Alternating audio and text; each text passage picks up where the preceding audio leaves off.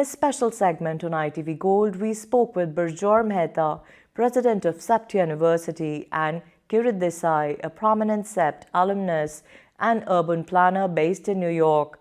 The two were in town for a CEPT alumni get-together in the US, celebrating the legacy of Padma Vibhushan Balkrishna V Doshi and reconnecting with former students. They shared powerful insights on CEPT's global vision, sustainable urbanism, and the spirit of community that continues to bind CEPT graduates across continents. Stay tuned for our full interview coming soon only on ITV Gold. You are visiting from Ahmedabad. Is this something special you are planning to do with the Indian diaspora or spreading the word about this CEPT University? What's the plan? What's going on? Yesterday we had Kirit and others have some years ago established what is called the CEPT Alumni Association in the Americas. It's CEEAA. And they had and I'm very happy that they had organized an alumni meeting yesterday in New York. Wow. So I was visiting the US, and so they invited me over to come, and I met with a group of alumni in New York yesterday. So that's the main reason why I am here in New Jersey today, because it was convenient to be here. Wonderful. And so thank you very much for having us here today. Mr. Desai, you've worked both with B.V. Doshi in 1969 and IMPE in 1981 and contributed to major U.S. infrastructure projects. What core lessons did you carry forward from those early experiences? Thank you, Nidhi. It's a kind of a journey that I started out way back in Ahmedabad under Balkrishna Doshi. And he was a Pritzker Prize winning architect. But the idea that what sort of you learn and do it with your education and to help sort of larger society in as many ways you can do it. So it was a journey started out with him. And I started in 63 and graduated in 69 and then worked with Balkrishna Doshi.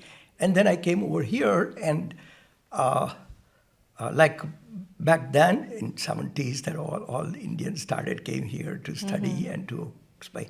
So I joined Carnegie Mellon University in Pittsburgh and got my master's in architecture and urban transportation planning. And then I kind of started working into different projects, and then I kind of different areas, different planning projects. I did work on it in Baltimore and larger transportation system and other stuff. Then I kind of later on to work with IMPE, and it was all not very much planned, but it just came along, and then it was the right time, right place, and jump into it. And it sort of enriches my experience knowing all these different places. And then wanted to kind of, after 40 years, I kind of worked in different fields, including the Port Authority, where I kind of contributed to many of these projects that are now being used by most New Yorkers. Do you get a free pass for lifetime? Well, unfortunately not. But we kind of have a really good understanding about the infrastructures and the value of planning. But tell me, those were such exciting times when things were getting built. And so was there any red tape? There were any challenges? Of course. When you're going to build a transportation system, not only in politics of New York, but also by state. And then you have to understand how this thing is done. But luckily, we were able to kind of bridge and literally build bridges and tunnels. So we understand the interdependence. And so, yeah, I think it was a great lesson that I learned.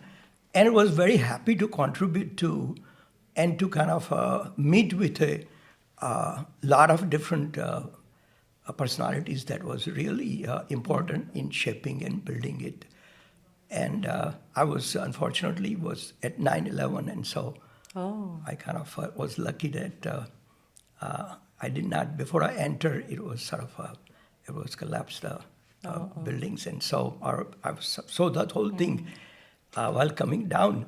And then I was involved into rebuilding it, some of the stuff. So it was very, very exciting time into doing. And it was very, very sad occasion. Lost about 25 friends. Okay, so CEPT University serves around 2,000 students across 25 plus programs and is recognized as a center of excellence by both the Government of India and the Government of Gujarat. How do you ensure it remains globally competitive and relevant?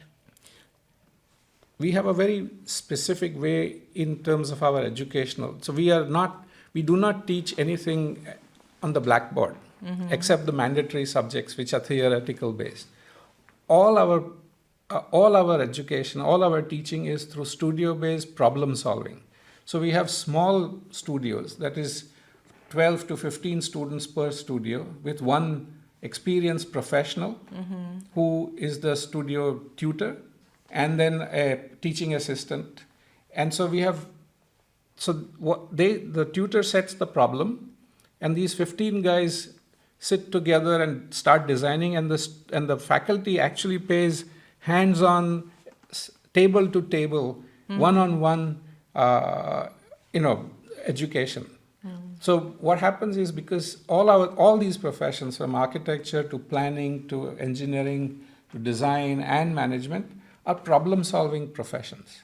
So you can't teach them on a blackboard. Right. The students have to solve the problems through a studio base. So about 60% of their time they spend in their studio, what we call the studio. Like, is it like a table and some models and then Yes, okay. plus now everything happens on computers. Right. In my time and in his time, we used to hand draw things. Then they do. They have to hand draw, because that's the skill. Of course. You have to have the skill. Can you share any upcoming initiatives or collaborations, particularly in the field of urban sustainability, planning, or research that CEPT is pursuing? So as I just mentioned to you, the central government asked all the planning schools and urban design schools to send in their capability statements, and they selected only 4 schools across India, and we are one of them, and we are the only private institution. And that particular Center for Excellence we have established a separate entity called the CEPT Urban Planning and Design Foundation. And through that, we do research essentially in urban planning, to make sure that the sustainability aspects, the new systems, because our cities are growing much faster than any other cities right now anywhere in the world. So therefore, what are the principles of urban planning and design that we have to bring in place so that we can inform policy making? That's what is going on. Wonderful. What advice would you both offer to current CEPT students or recent graduates aspiring to build international careers in architecture and urban planning? That they have to understand and continue the legacy that we have, the value systems and the professional attitudes that we have taught them over the years. Because that, Kirit would say the same thing, I would say the same thing, and the recent graduates would say, is that our insistence on excellence, we do not accept second grade stuff. Our faculty members will insist on perfectionism, will insist on contextualization, will insist that you have to work hard. And these are values that you actually you generate. And when you get out into the field, those are the values and the skills, of course, but the values are the more long-lasting thing, and that they should pursue that and maintain them. You'd like to add to that?